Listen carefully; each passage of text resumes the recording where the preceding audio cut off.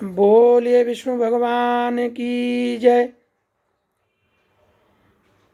अध्याय 9 के प्रथम एपिसोड में ये विवेचना हुई कि मरणासन्न व्यक्ति को किस प्रकार के दान धर्म गंगा तुलसी गऊ का उपयोग किया जाए। उसी के आगे की चर्चा ये है, भगवान ने कहा कि हे तार्क्ष, अग्नि के संबंध से जैसे रुई की रास नष्ट हो जाती है, उसी प्रकार से गंगा जल के से पातक भस्मसात हो जाते हैं। अगर गंगा जल डाल दिया जाए तो पातक जो है, जो पाप है, वो जल जाता है। जो सूर्य की किरणों से संतप्त गंगा के जल का पान करता है, सूर्य की किरणों से संतप्त मतलब कि गंगा नदी से आया हुआ गंगा जल, वह सभी योनियों से छूटकर हरि के धाम को प्राप्त करता है।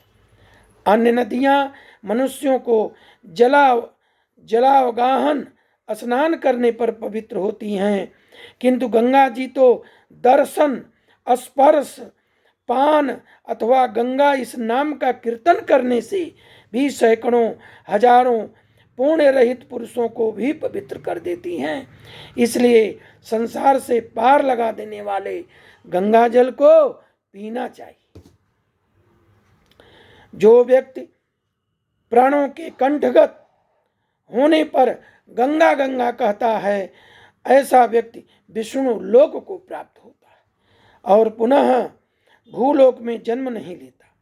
प्राणोत्क्रमण, प्राणों के निकलने के समय जो पुरुष श्रद्धा युक्त होकर मन से गंगा का चिंतन करता है, वह भी परम गति को प्राप्त होता है।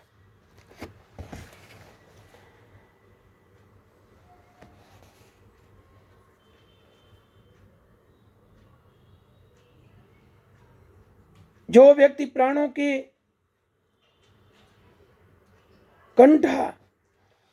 कंठगत होने पर गंगा गंगा करता है, वह व्यक्ति पापों से उसके पाप जल जाते हैं।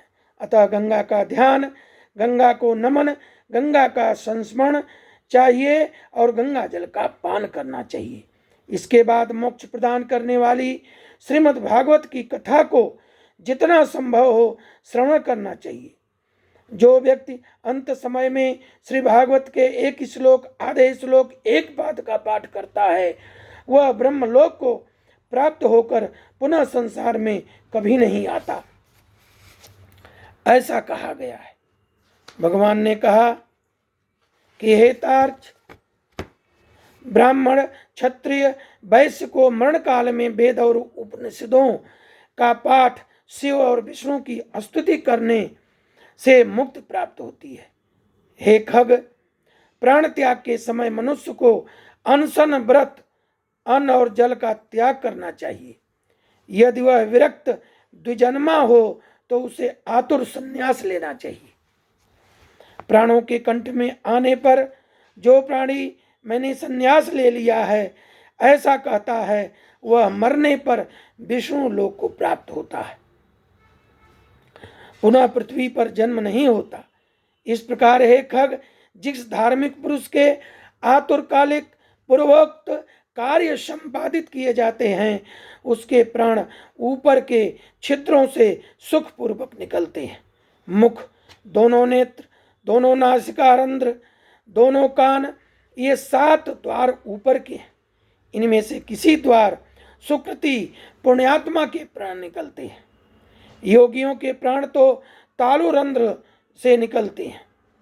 अपान से मिले हुए प्राण जब पृथक पृथक हो जाते हैं, तब प्राणवायु सूक्ष्म होकर शरीर से बाहर निकलता है। प्राणवायु रूपी ईश्वर के निकल जाने पर काल के आहत शरीर निराधार वृक्ष की भांति गिर पड़ता है।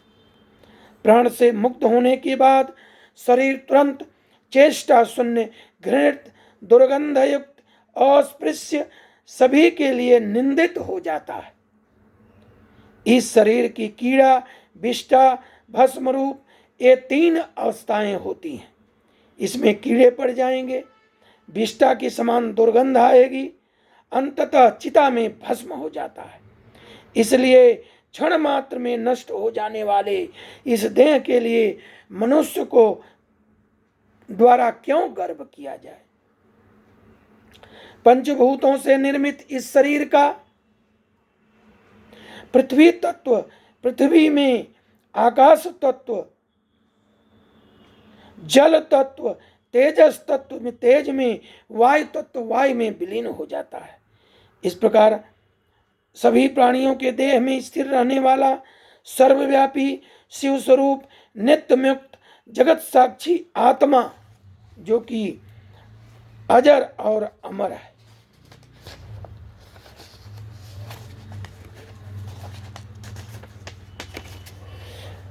सभी इंद्रियों से युक्त और शब्द आदि विषयों से युक्त मृत व्यक्ति के देह से निकला जीव कर्म कोश से समन्वित तथा काम और रोग आदि से सहित पूर्ण की वासना से युक्त होकर अपने कर्मों द्वारा निर्मित नवीन शरीर में उसी प्रकार प्रवेश करता है जैसे घर के जल जाने पर गृहस्थ दूसरे नवीन घर में प्रवेश करता है। इस प्रकार ये 9वां अध्याय संपूर्ण हुआ। इति गरुण पुराणे शारद्वारे मृम्याण कृत्य निरूपणम नाम 9वां अध्याय संपन्न। बोलिए विष्णु भगवान की जय।